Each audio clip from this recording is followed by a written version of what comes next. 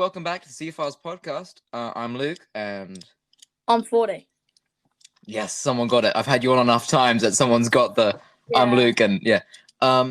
Actually, just before we're doing Halloween, by the way, if you couldn't tell by the thumbnail and title of this podcast / video. But I just want to say really quickly, I just want to mention what we're doing for the rest of the month. So this week we're doing the original 1978 Halloween. With Fordie. Hi again. Thank you for coming on. Next week we're doing a new horror movie called "There's Someone Someone Inside Your House," which is on Netflix. If you want to just check that out now. And I'll watch.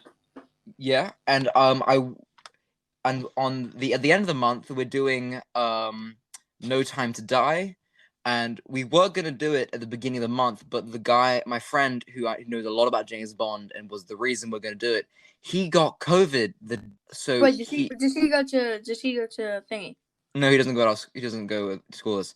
He got COVID the day the movie came out, and he's had to quarantine in 2 weeks. And because that movie is only out in cinemas, we had to push back recording that episode because he just hasn't seen the movie yet.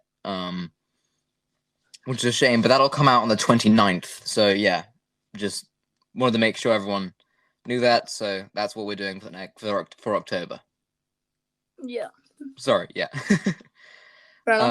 Yeah, but yeah, and so that's why we're doing Halloween. I'm doing Halloween now, even though it might have made more sense to release it than Halloween. It's fine.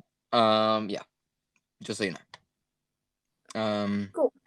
Cool. Anyway, on to the movie we're doing this week. Halloween. Yeah, so you suggested this rather appropriately. Yeah. So you mentioned you'd seen a Halloween movie. Was it this Halloween movie or It was not. Which one was it, out of interest? I genuinely don't have a clue. That is the one. Oh, actually, I think it was the 2007 remake. I'm pretty sure it's that one.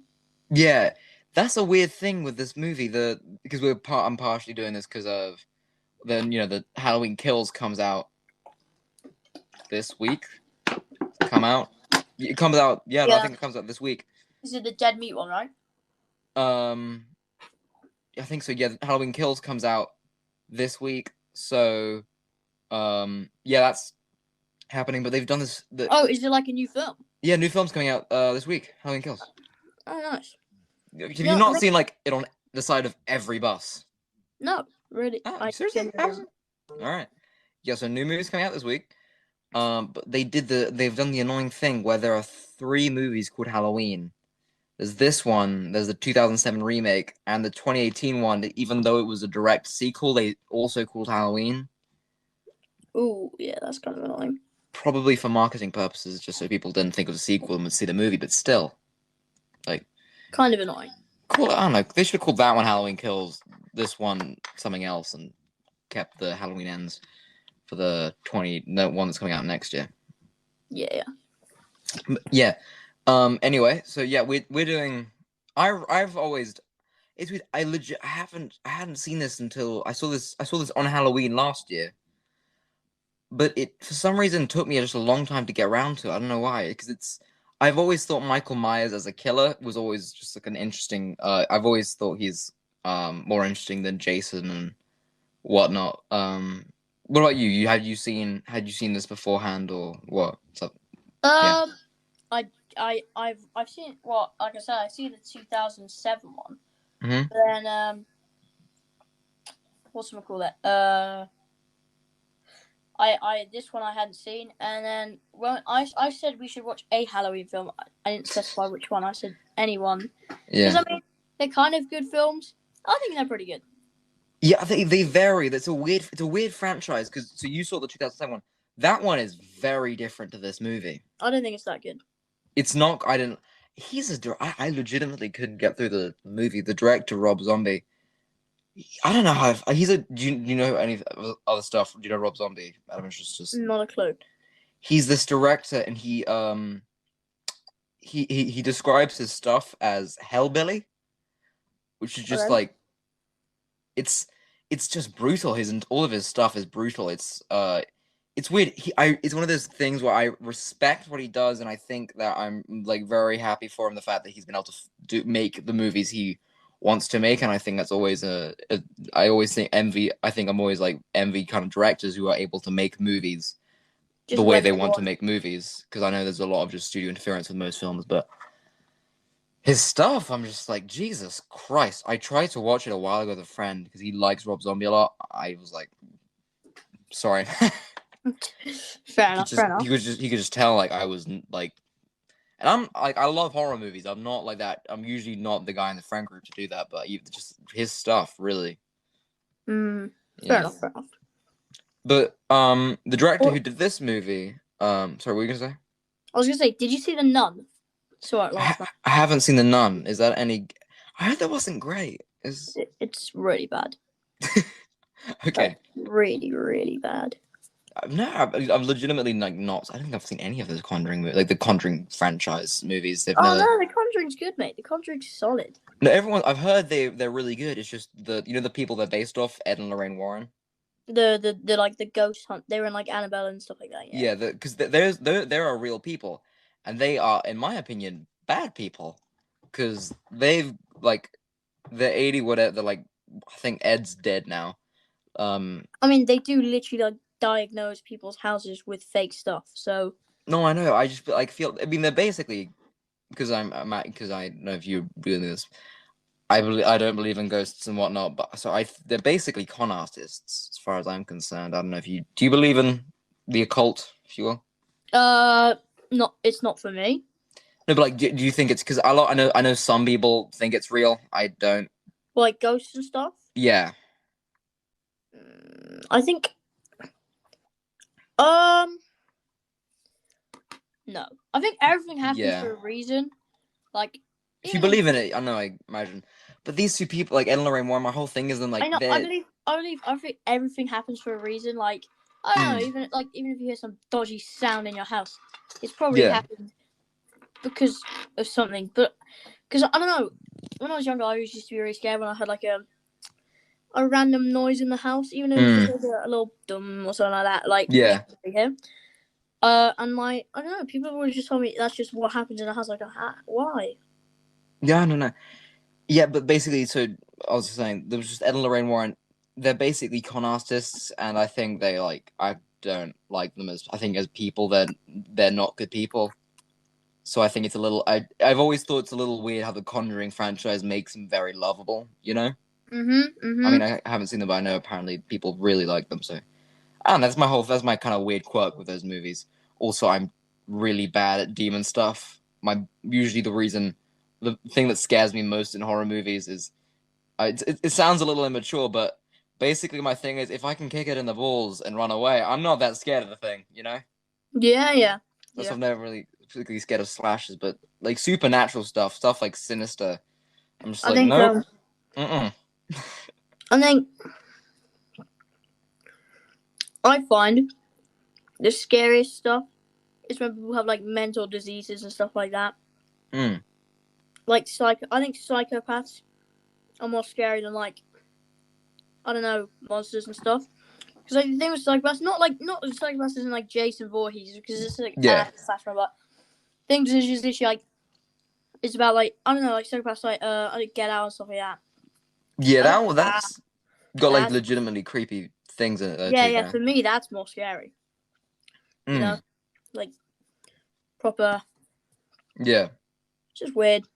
Just very weird stuff like that. I do want to just briefly talk about the director of this movie because he is one of like John Carpenter. He's a guy who because basically I think I'm going to start doing. I might do like I'm seeing if we can get some interviews with the channel, but like he's a guy I would love to interview. John Carpenter, like is like I think one of my favorite directors. I love his movies.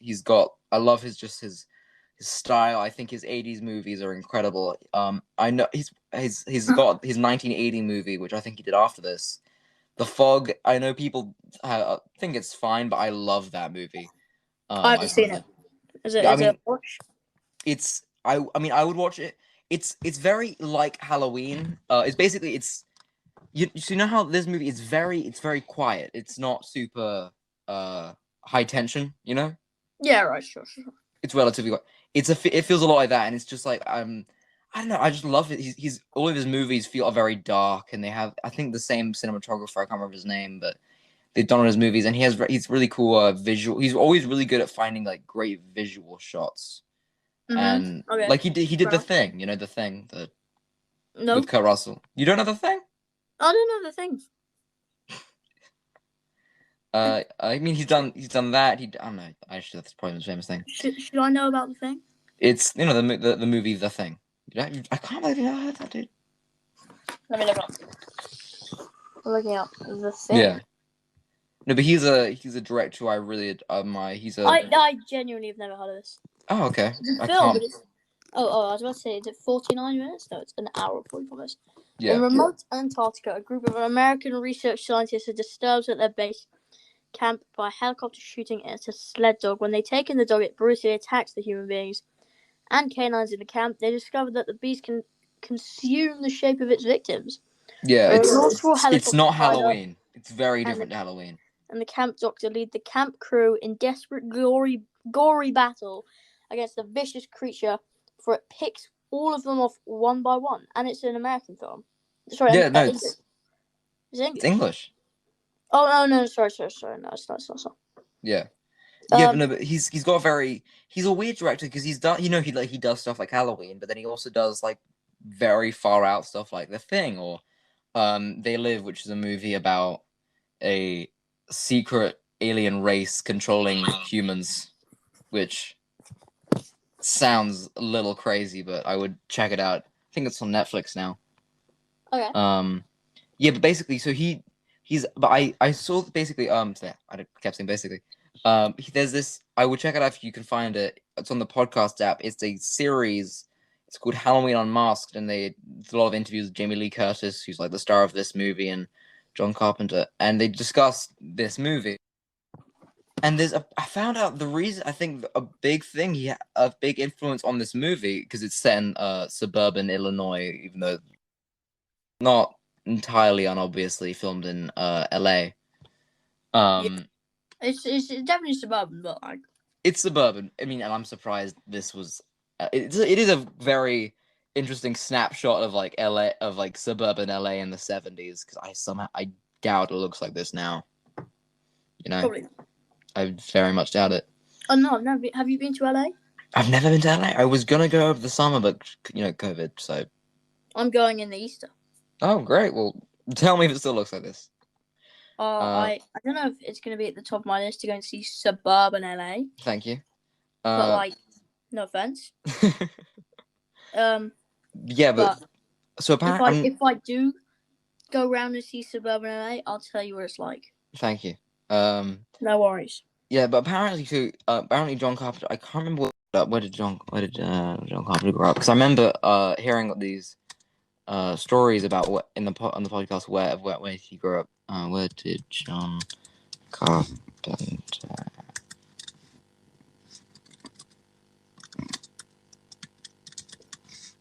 grow up? He grew up in Carthage, New York, and I think he was born in 19 like he's not young anymore. He was born in 1948, and so apparently he witnessed a lot of just a lot of like brutal race, like just violence and citizen violence. Like apparently there was this. He told this story about when he was, I think, like 19. He was dating this girl, and the girl's father just saw a black man, ran him over, and then called the police to say just pick up the body. It was apparently just a place where it was like, even though it's suburban 50s, I would imagine, I guess, which at the time was is viewed as like this golden age for the United States. It's kind of this. He always thought this like the evil that this kind of lurked in this town in New York. And he discussed that and how I think that was kind of an influence on this movie, and how this is about a evil lurking in suburban America in 80s, which actually this came out in 70s, but it feels more like an 80s movie than a 70s movie. Yeah. And yeah, it's kind of what in the 80s, I imagine. I think was decent for the US. I remember. You know, I was like really confused at the start of the film. You know, like when it's like Michael Myers as a kid. I was like, what the fuck is going on? Yeah. I was like, is he a child? Yeah. I realized there was like a flashback or whatever eventually, but Yeah, I did love how like it's supposed to be a 6-year-old, but the way the camera's held, it's held in like head height for an adult. So this like child is and then it's a 6 feet child. tall. It's quite funny. There's that. I mean, I think it's the opening's a little weird. It's not. It's as an opening. It's a. I don't know. It's not great. It's as a whole movie. I think is a good movie. The opening's a little weird though. Yeah. I suppose it's different. It's different. Yeah. I know. I think it just might be the fact that I've never. I don't know. I know other people a lot. I know people like it a lot. I've never been a huge fan of that the POV shot. I don't like POV shots, if I'm honest. Yeah, I've always been actually, I'll tell you what, I sometimes like them, but I don't. It makes it feel like it's filmed on like iMovie on someone's phone. I don't know. They've always. I imagine they're hard to do, and actually no, they're not hard to do. I mean, I know. I think people usually do them because they're just relatively easy. You know, you can just hold a camera and do an unbroken shot of, like, I guess, just whilst you walk upstairs towards something. I don't know. They've always just seemed kind of to me. They kind of lack an effort. Yeah, that's my whole thing. They're just never particular. And I guess because the whole reason it's used here is so that you don't think it's a 6-year-old kid, and you kind of have to use it here.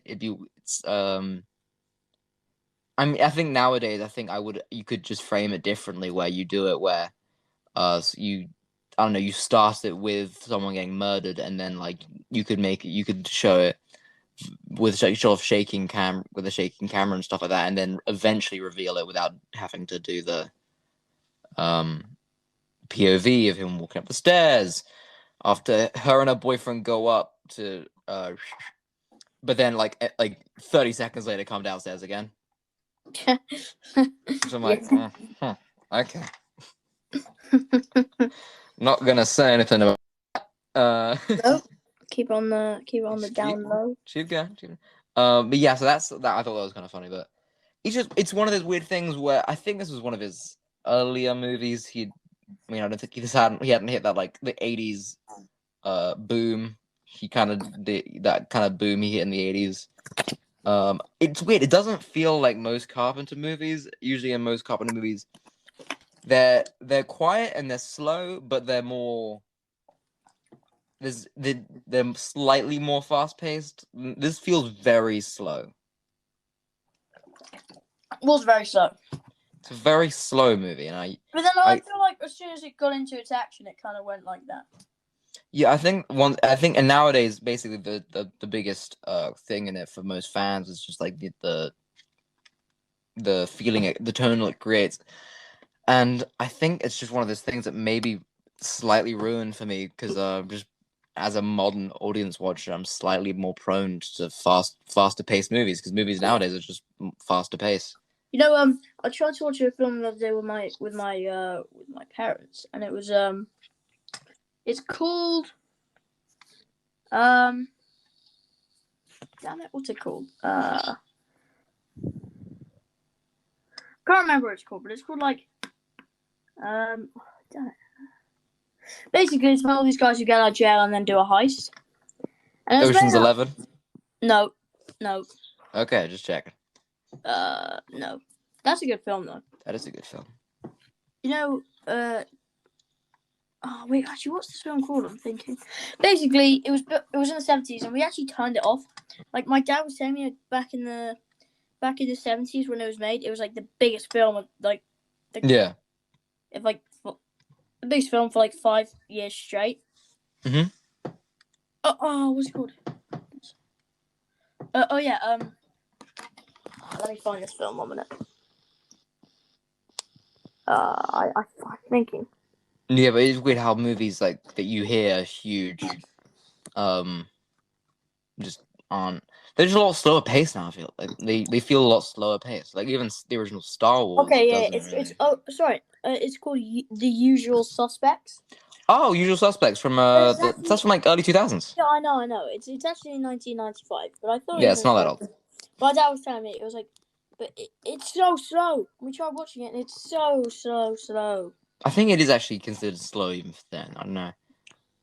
Oh, Maybe it's not. Like my parents were telling me it's like really like it was really fast and like really like it was an absolute thriller back then. Mm. And now it's just I was like, what the hell is happening? Yeah. It was really bad. I mean, I think nowadays I think the other thing a lot of people realize why people still really like this movie is that it just has a lot of like just atmospheric kind of fun additions. Like Loomis, the psychiatrist, played by the late great Donald Pleasance. He's just hilarious. He's just sort of kinda hilarious. He's just hilarious. He's just sort of kinda hilarious. I know he's not supposed to be, but I mean, maybe it's just because I've seen the sequels. As the franchise goes on, he just kind of gets worse. Like he's an atrocious psychiatrist. He's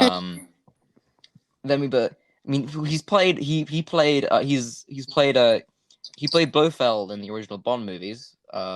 Speaking of Bond movies, he was the main villain in like the original Connery Bonds in the 60s. But he's always had like a really just kind of manic energy to him, and I think he's especially in his later movies. I just thought he was really funny, at least in this. But there's a bit where he's just basically for most of the movie he's basically just walking around, right? He's just walking around, and at one point he decides I'm just gonna mess with some kids behind a bush and starts yelling, "Hey, Lonnie!" And I'm like, early in the movie you were discussing how evil has come to the town, and now you're just like fucking with kids. Not that he's not doing that. That sounds bad. Oh dear. He's just it's weird. I don't know. There's that. I found this out recently, and I think it's funny. You know the little girl who Jamie Lee Curtis is babysitting? Yes, yeah, and then I'm pretty sure she like goes unattended, right? Yeah, she is now one of those like Real Housewives of wherever people. Okay, yeah, sure. You know, there's like reality TV shows like the Real Housewives of place. Yeah, sure. I think that's really funny. How I think it's like another lady from an earlier movie of his that's also like on the same show. I know it's weird because she's dressed very. She looks kind of goofy nowadays. She's got a very like 70s little kid haircut, and just wearing like a dress and all that. And now she's like, you know, that kind of LA. Oh my god, type like a Valley girl, but adult. Yeah. I just think that's kind of funny. Yeah. Oh my god. Yeah. So there's that. Oh, I did actually find this out recently. So I wouldn't know. I didn't really know when to mention it because I'm not doing Friday 13th episode in a while. I think I might have mentioned it when we reviewed Friday 13th. They hadn't made another one because of legal disputes. Because I think what was happening there is LeBron James's film company wanted to make a Friday the 13th movie, right? Yeah, no, I think we talked about this. We mentioned that like there was legal troubles, but some new information's come up. He wanted to make a Friday the 13th movie, and he got the guy who owns the rights to the name Friday the 13th, but he didn't get the permission from the guy who owns the rights to the Jason Voorhees character. And for them, basically, for the last 3 years, that's been in legal limbo as they try to get the rights to the character of Jason Voorhees. And finally, it seems they've gotten the rights. Apparently they've gotten the rights to they've apparently gotten the rights. So I mean, I wouldn't try and get anyone's hopes up because I know like things like this change a lot, and like they didn't, you know, they changed a lot and stuff like that. But it seems, at least for the most part, that they're gonna greenlight a new Friday the 13th movie. So I wouldn't like trust anything until the movie's gone into production. Yeah. But still, like that's a big step forward. We finally legal troubles. They're over. Yep. This is a bit of a weird question, but are you gonna watch the new Venom when it comes out? I don't know. I probably will at some point. It's a horror. I think is that a horror movie? And you already saw the new James Bond, right? Yes, I've seen that. How was it? I don't want to give anything away, and I'm probably going to talk more about it in a few weeks. But it's okay. It's okay. Have you seen all the other James Bonds? No, I'm slowly working through them. I've seen all the Craigs, and I've seen Doctor No and Thunderball, but that's it. I'm slowly working through. I'm watching From Russia with Love next. I have to get through the Connerys, and then because I'm interested in watching His Majesty's Secret Service. What's it called? George? Is it called George? What is that? Lazenby. George Lazenby, mate. Yeah, I think he's the one in His Majesty's Secret Service. So yeah, I would. You know, he only got to do one movie. Yeah, he only did Her Majesty's Secret Service, which is weird because now that's like viewed as one of the best Bond movies. Which I think it's one of the best ones. I really liked it. And you know, he was actually considered one of the best Bonds. But the reason he only got to do one is because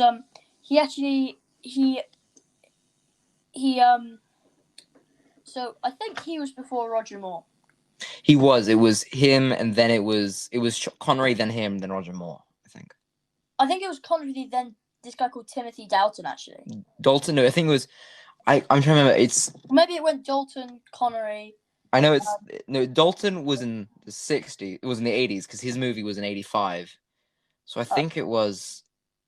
Connery. I think it's Connery, Lazenby, Moore, Dalton.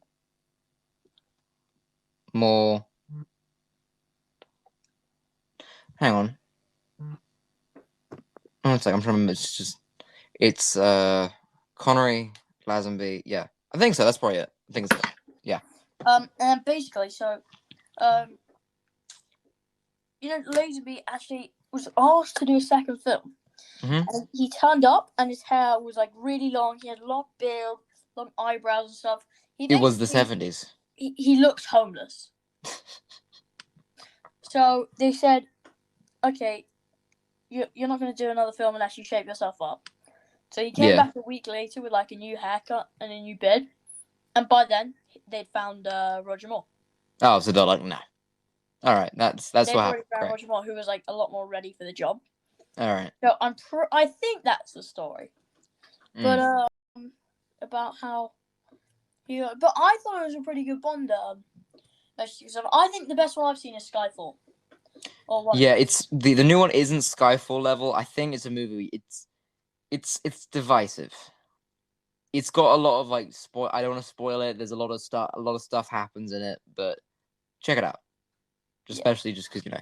And then Sports cinemas. Spectre was good. Spectre was alright. Yeah. So that's yeah. Yeah, so that's a little bit about Halloween. I don't know. I'm trying to think of something else to say about it.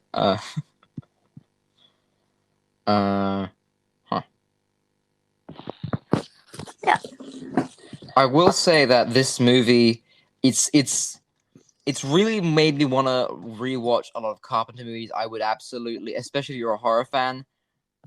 Yeah. He's a quintessential. He's like he might be one of like he might be one of like the only one of those 80s like horror legends left because Toby Hooper, who did Texas Chainsaw Massacre, is dead. What's his name? The guy who made a Halloween, Nightmare on Elm Street and Scream. I can't believe I forgot his name. A second. But yeah, so I think Carpenter's like possibly the last of the horror greats because Wes Craven's passed away. He created Nightmare on Elm Street and Scream and like a bunch of other stuff. Toby Hooper, who did Texas Chainsaw Massacres, died. It's just weird. Like a lot of them passed away, and even though like John Carpenter's looked like he's about to die for the last 40 years, all due respect. Yeah, I mean, I don't know. I think I would definitely check out his movies if you're a big horror fan. You know? Yeah. I wanted to talk to him one day. Please hope I didn't listen to this podcast and he just heard me insult him. I'm really sorry, Mr. Carpenter. Yeah, that's about it. Oh, I do want to mention also, I think it's really cool how they've got, in the new movies especially, they've gotten basically everyone who survives, it seems, last movie to get back, because Jamie Lee Curtis is coming back. They got Jamie Curtis back. They got the guy who played Michael Myers in this original movie. He's back. He's playing Michael Myers again in these new movies. Yeah, he's gonna be old though. Yeah, he's old now, but it's he still brings it. He's a tall guy, and he's pretty strong, especially for his age. So like he brings it. Like, fair enough. I know, like, especially with like older actors, like even in especially in action movies, like you think, can they still bring it? Yeah, these older dudes are still coming. Probably can. Still bringing it. Yep. Yeah. So that's about it.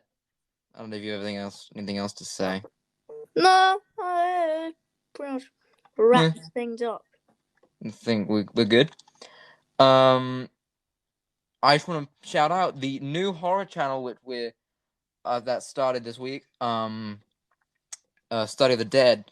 I just want to mention that because that's we have the first video was released Saturday. It was on the Romero trilogy, and that's like 17 minutes long. It's the longest video we've ever had to work on. But I think that's really good. We're doing it tomorrow. It's gonna be coming out Texas Chainsaw Massacre. There's gonna be an episode on the Exorcist, Friday the 13th. It's gonna be a way where we're gonna release in seasons. So we're gonna release the first 5 episodes of the season 1 this month, and then we'll go from there. Yeah, so I'd check that out. Like and subscribe to the YouTube channel. I don't know, Fordie, if you have anything to. I have nothing. All right. All right. See you. Yeah. This has been the C-File Podcast. See you next week. Bye.